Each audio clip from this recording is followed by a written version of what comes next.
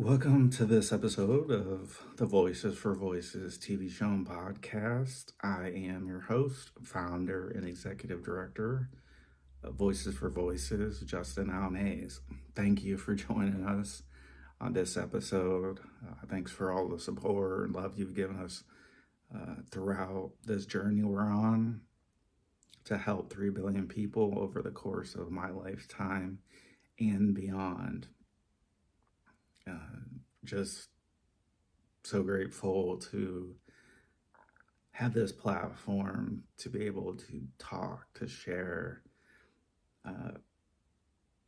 to put not just my voice or other board members of our organization on the show, but others that we know are helping, whether that is a tip, a trick, whether that's an experience, whether that is an idea. I'm learning a lot throughout this process, and the feedback we're getting and have gotten has been great around kind of the width and the breadth of our guests and of our content. You know, we're touching kind of all ends of the spectrum. And so as we kick off this particular episode, you have seen and heard in a previous episode where I started and concluded the episode speaking about what kind of life was, the types of things, the experiences, the substances that from the alcohol to the over-the-counter pills to the clubbing, and then introducing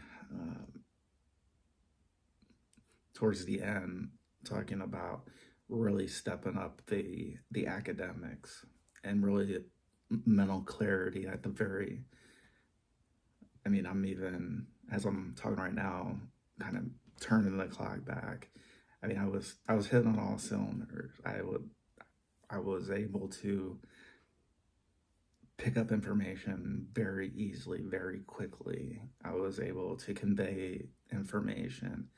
I was earning A's on just about all the work that I was doing. And that was what the introduction was talking about, with the having a sea salt and water concoction with flaxseed oil. Started to integrate something other than food into my regimen, and that is a good lead into where we are with this episode, because this episode we talk about graduating from college, looking for that first real job. I didn't have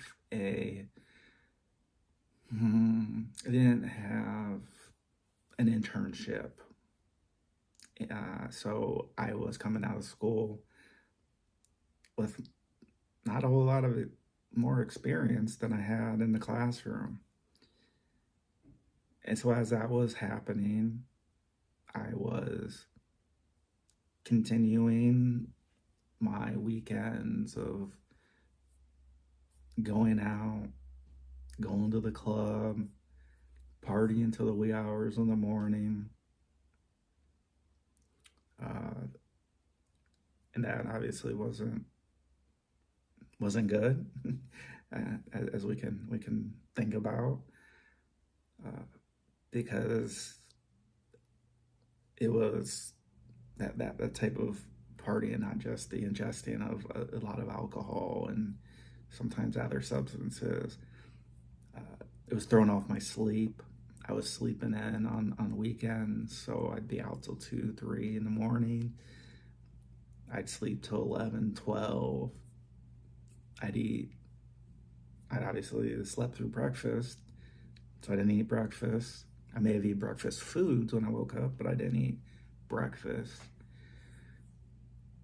I still was including, the flax oil and the sea salt concoction into my diet.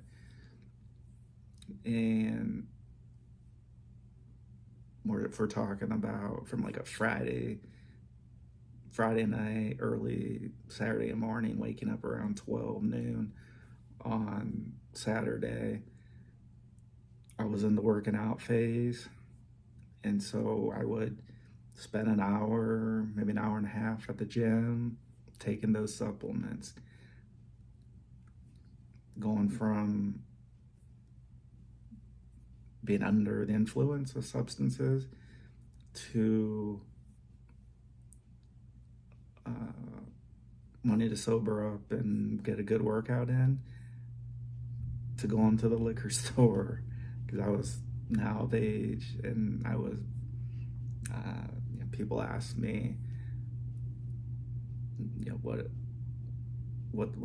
pre-gaming and how all that worked. And so, perfect example, talking Friday into Saturday, I would go, I'd get a 750 milliliter Jägermeister, and I get a few Red Bulls, and that would most times be kind of the pregame. And so I would drink kind of the whole thing on a Friday night, 750 milliliter, and that was just kind of the pre-gaming. And then when I was out, I was obviously drinking at the bar, at the club. Same thing on Saturday. I wasn't one to have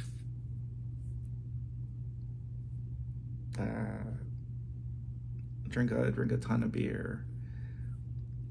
I looked at things as kind of quicker. Like, I don't want to be sitting around here for 3 hours for the pregame. And so that was where I looked at the liquor and having the most effect. Now, when I was not 21, and even as I was getting to be the age of 21, started off with 151 rum and orange juice, because when I wasn't 21, again, we didn't have a ton of time to really pregame before going to the club and going out. And so we wanted something that was potent, that didn't take a lot of time to take effect. And that's probably where, as we move forward with the different substances, and in that, where wanting, taking pills and all those things, where wanted something to take effect rather quickly.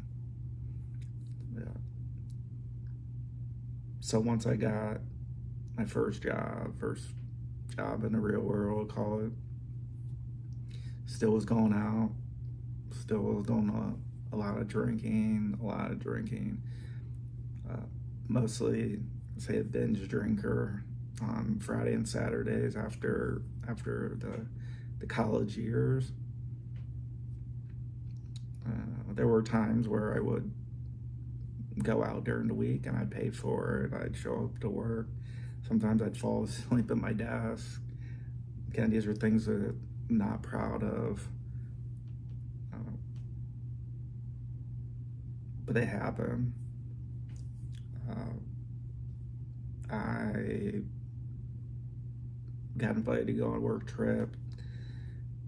And so here was me out of college, like, wow, we're going on a work trip, and, food's gonna be top of the line, surf and turf, and all kind of drinks, and it's at the beach. And so here's me just in my mind, thinking, oh, okay, this is all gonna be a big party. Well, I showed up late to one of the meetings. Uh, Needless to say, got in trouble for that, and that didn't deter me from going out and drinking. It just meant for the duration of that trip, I just had to modify. So in my mind, I wasn't really changing my behavior much, other than like, okay, I'm gonna be here for another day. I'm just gonna take it easy. But when I get home, we're back on. The party's back on. Weekends, and and so my behavior really didn't change a whole lot. And that was an area that I, obviously hindsight's always 2020, that sitting here today, I wish it did. I wish my behavior did change. I wish those were the, say, like the flares or the smoke signals that,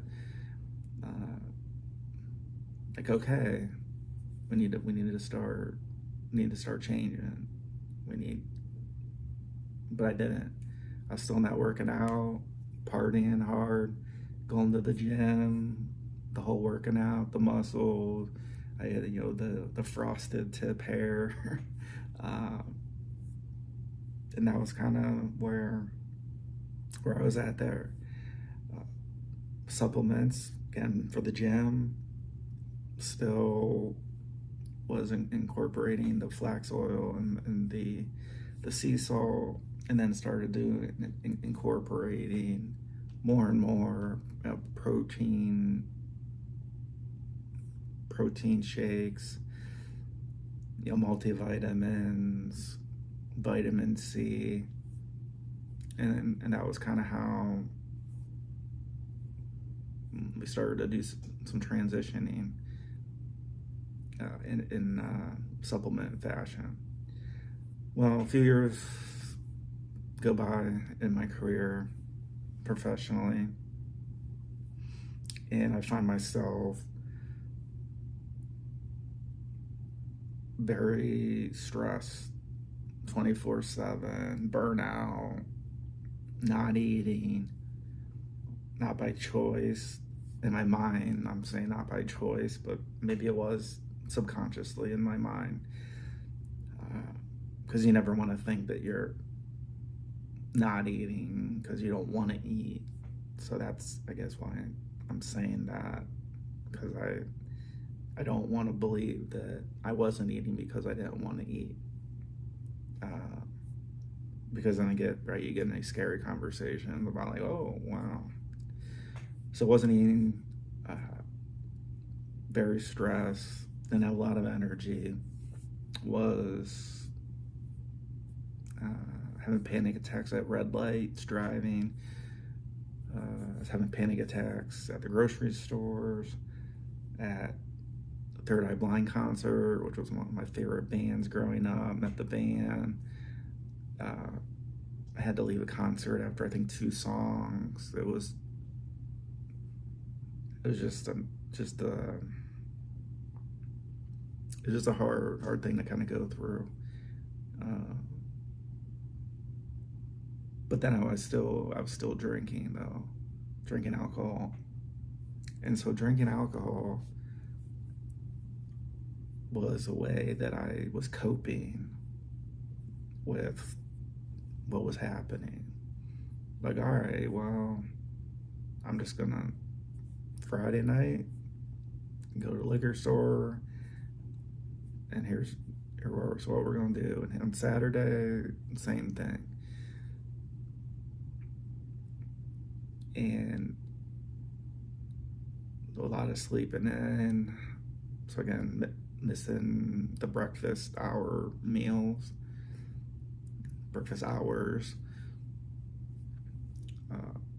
Was doing less and less working out because I didn't have the energy.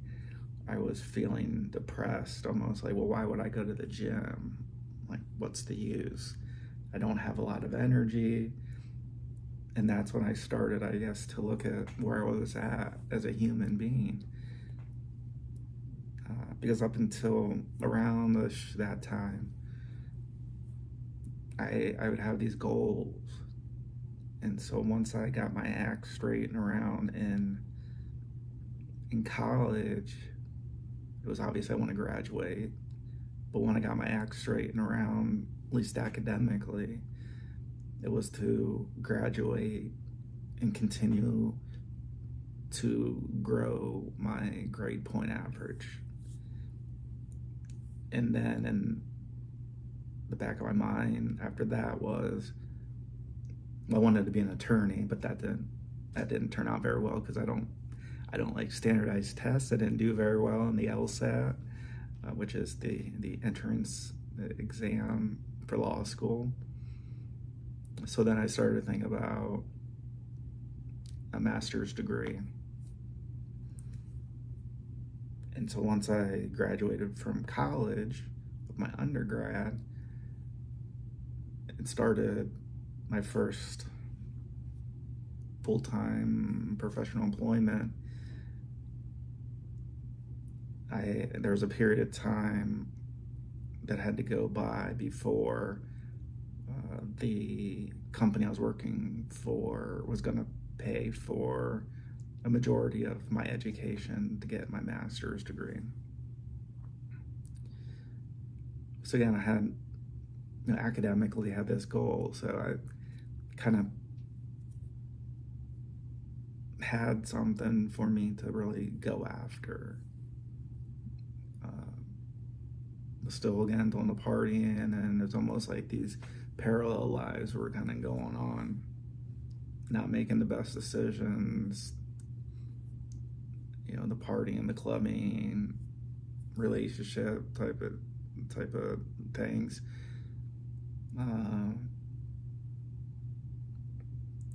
Because for the most part, my mind was fogged a lot more than I would have liked. And so when I got to the point I was able to go for my MBA, my Master's of Business Administration, I did. And once I finished that, I started to think, what's next? On kind of the academic, professional side of things. Because professionally, in my role, the run-in with the alcohol and missing a meeting on a work trip, that caught up to me in that same time frame. So I just wasn't getting looked at for promotions, probably for a good reason, probably because I wasn't deserving of that. So I graduated with my MBA, got good grades. But then I was thinking, well, what's next? Because there was always something next. Then I was like, well, do I want to go for my PhD? Do I not? And so these thoughts were going around in my head. Well, in the professional sense, if you're not going, let's say, back to school, further education, there's training. So that's kind of the school for, professionals. Well, you go to training on this particular topic or that particular topic. And so I did some trainings, but I felt like I wasn't really going anywhere professionally. Academically, I felt like I was done with the academics. And I think it was around that time we had our first layoff, or my first layoff I wasn't affected by it, but our organization, we had cutbacks. And that was the first time I saw people lose their jobs, come in one morning, leave that morning, and be done. And to this day, on the professional side, I still have that trauma. How much of that is there, I don't know. But as I think of different points after that at different employers, my mind and my body seemed to subconsciously know something was up. And so then I would get even more and more tense, more and more tense. So I would look to more and more alcohol, more and more alcohol. Again, I couldn't bury my head in the books because I'd already earned my MBA.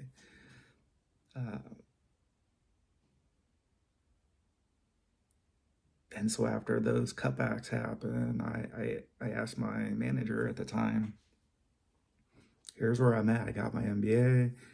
I had 5 years experience. And said, hey, is there going to be anything coming up for me in the near future? Because there were people I went to school with who they were getting promoted and all these opportunities are opening up for them, but not for me. And so that got me thinking, let me sit down with my manager. And my manager said, basically, you're at where you're at. You're at where you're at. And so I started looking externally and ended up moving to the Houston, Texas. It was good in a few ways, but overall it wasn't anything like I had expected. The drinking, the alcohol consumption continued to go on. I was even finding ways to work it in during the week. Maybe not getting fully drunk, but having a few beers, having the department happy hour, or somebody retiring, or somebody being promoted, or moving on to a different role. And so that's an area that I want to touch on here, is happy hours and kind of how, at least in my experience, and trust me, I wasn't one to turn down a drink for a long time. And so when Fridays or Thursdays roll around and these happy hours, hey, the group's gonna go, the department's gonna go, or so and so is retiring, or they got promoted, or they're moving on, or whatever the reason was, it was almost like an expectation that you went to the happy hours, you went out. Well, almost every happy hour I went to, a high percentage of the people were drinking alcohol. And that's fine, I get it. I'm at a different spot today where I was than where I was back, years back. So if you consume alcohol, that's okay. I'm not here to tell anybody you have to do this or do that. I'm just telling you my experience. And I felt like that was, at that time, when these happy hours were happening, they're like, oh, well, I have to go. So there's not a choice there. Well, while I'm there, I'm not just going to have one or two drinks, because I couldn't. I didn't have any self-control when it came to alcohol at those times. And it would seem almost every week that there would be some type of a happy hour, and it wouldn't just be an hour. It would turn into 2, 3, 4 hours. Then on weekend, if it was a Friday, happy hour might start at 4, and you're there till like 6. And then for me, I was pre-gaming, so I was going back home. If I didn't have the alcohol, I was going to the store, picking it up, going home, eating some dinner, getting a shower, and starting to pregame. And then there's uh, that real transition out to the club. And so it was almost, I didn't have to do a whole lot of thinking. It was just what I did. And so to those out there that are working and whether you drink alcohol or not, you don't feel like you have to go to these happy hours. Don't feel like you have to, because there's more to life than going to a happy hour, than going to a work party. Because at the end of the day, this will happen 100% of the time. At the end of the day, every single company will look out for the company at the end of the day. And that may or may not include you having a job there. So whether you go to all the happy hours or whether you don't, you have to do what's right for you, not only physically, but mentally. And so for me, I can go to happy hours and get togethers at bars.